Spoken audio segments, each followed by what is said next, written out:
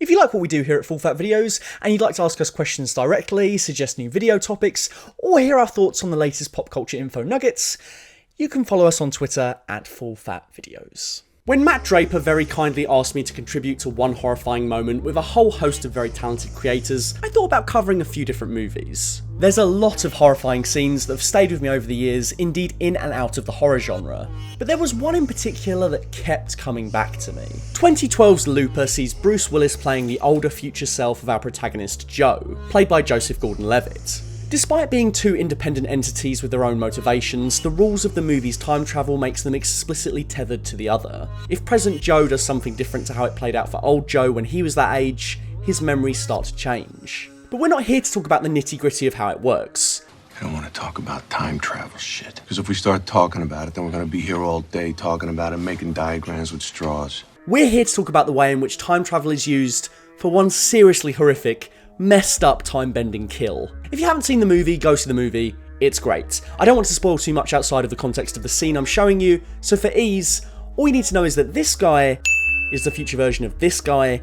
He's landed in the present, and there are some very bad people that want to make sure this old future version isn't running around and getting up to no good. So, old Seth is hopping a fence when he notices some scars on his hand that weren't there mere moments ago. He wasn't around to see the wound develop, it has already happened long ago for his body in the past. Seth pulls back his sleeve to reveal a set of instructions that have been gouged into his past self, affecting his future.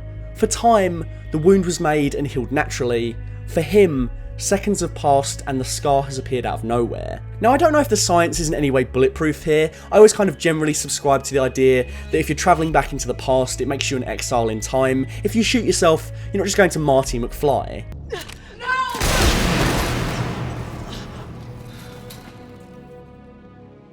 But in the world of Looper, any and all spontaneous changes in the past have ripples in the future regardless of whether the subject is displaced in time or not. I'm happy to run with this, because it gives us so many interesting storytelling opportunities. Like, what would you do if your past was being erased before your very eyes? Not figuratively, no, I mean your past history of having fingers, a nose, or a f***ing face. What if your entire body was just a plaything of the past? Your very being is impermanent even when it's behind you. You can be safe right now, but you cannot possibly run from things that have simply already happened. If someone can go back and change your past, they can do anything to you. Your flesh and your memories are no longer yours to keep. Somewhere, someone is hacking young Seth to pieces, and for whatever reason young Seth cannot stop it. The only thing old Seth can do is get to the location on his instructions in the vague hope of stopping it. What always stays with me about this scene is the imbalance of power and the hopelessness with which we watch it unfold, in contrast to the determination of the character in question. Good horror works when our protagonists face impossible odds and there is almost a certainty that they cannot win. Whether it be ghosts or demons or serial killers, the threat is distinctly different to, say, your average action movie threat. We likely know the hero is going to survive their perilous predicament, and it's more about seeing the how they will succeed rather than the if. Well, Looper, poor old Seth, is facing off against the immutability of time itself. As the mob cut off more and more of his body, he resists against the very laws of nature that allow him to exist in the first place. Once something is lost, it is lost forever. He gets to slowly but surely watch himself fall to pieces. Literally. There's a point about midway into this scene where, for old Seth, it's already all over, and yet he's still there, crawling to the door to try and do something about it. We know he's done for, and all we can do is sit there and wait for him to come to the same realisation. It's pure horror.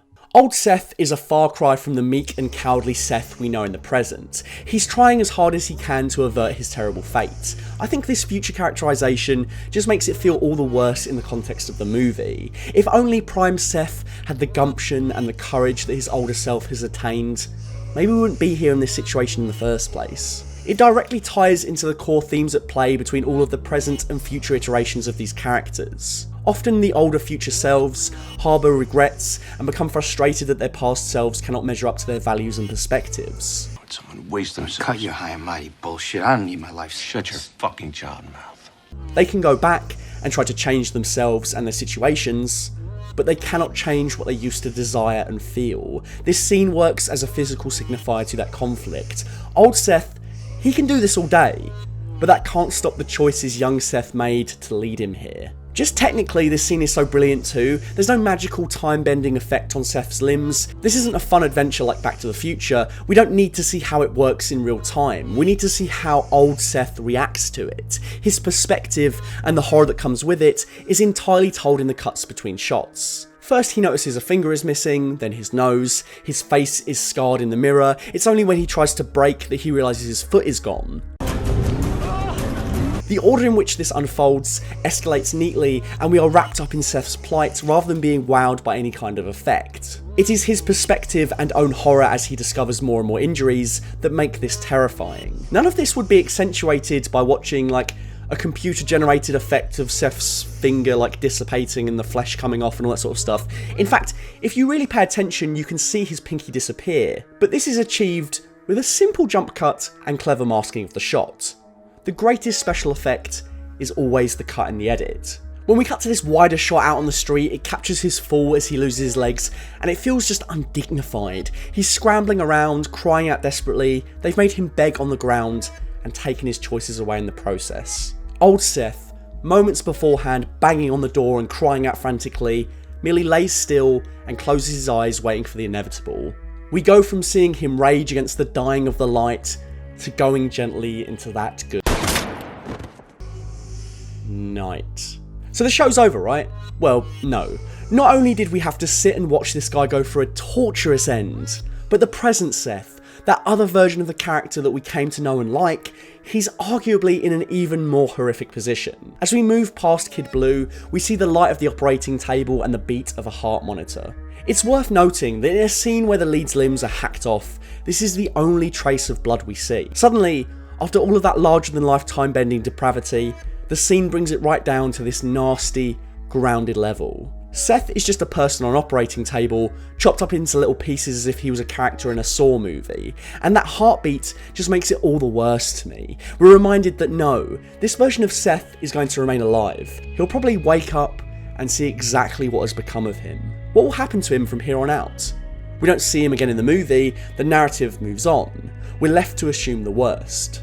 And whilst I think about Seth looking at what's left of himself on the operating table, I think about that heartbeat sound. This kill is the perfect way to raise the stakes of the larger narrative, as well as being a horrifying spectacle in its own right. It takes fiddly and complicated time travel mechanics and uses them to create a sickening death scene that relies on fundamental filmmaking techniques rather than overblown effects, and it manages to make you feel an awful lot of varying responses from disgust to pity in the space of roughly 2 minutes. Whenever I think about great time travel movies that use the concepts to their fullest, I think about Looper, and I think about this one horrifying moment.